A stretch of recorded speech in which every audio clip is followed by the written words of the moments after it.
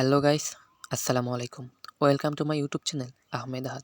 আপনাদের সাথে রয়েছি আমি মোহাম্মদ আহাদ। প্রতিদিন সকালের মতো আজকে সকালেও উঠেছি। উঠে নামাজ পড়ে যখন আমি দৌড়াতে রেডি হলাম, দৌড়ে রেডি হওয়ার পরে আমি ছুটে আসলাম রাস্তায়। রাস্তায় এসে দেখি আজকের আকাশের যে দৃশ্য তা দেখার মতো ছিল। এই দৃশ্য হয়তোবা কোনোদিন সকালে চোখে পড়েনি আমার। তখনই আমার মনে পড়ল আজকের দৃশ্যটা ভিডিও না করলেই নয়। তখন আমি দৌড়ে বাড়িতে চলে আসি। বাড়িতে আসতে আমার সর্বোচ্চ ১ মিনিট সময় লেগেছিল। বাড়িতে এসে ফোনটা নিয়ে ভিডিও করা শুরু করি। ভিডিও করে আপনাদের দেখাচ্ছি যে আকাশের আজকে ওয়েদারটা কেমন। এত সকালে এসেছি যে এখনও আকাশের যে মেঘ সেটা এখনও কাটেনি। আর সূর্য ওঠার তো এখন নামেনি। তো সূর্য আজকে উঠবে কি না উঠবে সেটা আপনাদেরকে দেখাবো। তো আমি ভিডিও করতে করতে আমার হাতের ব্যথা হয়ে গেছে। ওই যে গাছের ফাঁকে দেখতে পাচ্ছি সূর্যের মাথা হয়তোবা আজকে উঠবে।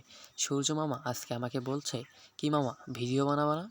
তোমার ভিডিওর আজকে ১২টা আমি বাজাবো।" যেই কথা সেই কাজ। এই মামা তো আজকে আর উঠলই না। আমি অনেকক্ষণ ধরে ফোন ধরে বসে আছি। তবুও মামার কোনো দেখা নেই। ফোন ধরে থাকতে থাকতে ৬টা বেজে গেল। তবুও মামা এখনও উঠল না। পরে ভাবলাম, না আর ভিডিও বানাবো না। এখন আমি বাড়ি চলে যাব। তখন আমার ভাই বলে, "না আরেকটু বানাই। দেখি সূর্য ওঠে কি না?" তখন ওর কথা শুনে আমি আবারও ফোন ধরে বসলাম। ফোন ধরে বসে থেকে দেখতেছিলাম সূর্য কি আজও উঠবে? কিন্তু প্রতিদিন ওই ৬টার সময় এই সূর্য মামা গাছের ওই ফাঁক দিয়ে উঠে যায় আকাশে। আজকে কেমন উঠছে না মামা।